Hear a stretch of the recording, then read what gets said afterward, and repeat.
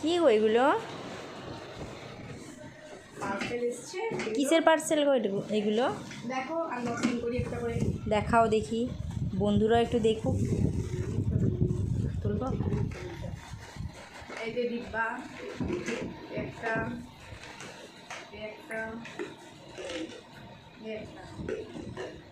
ডিব্বাগুলো মনে হচ্ছে খুব ভালো।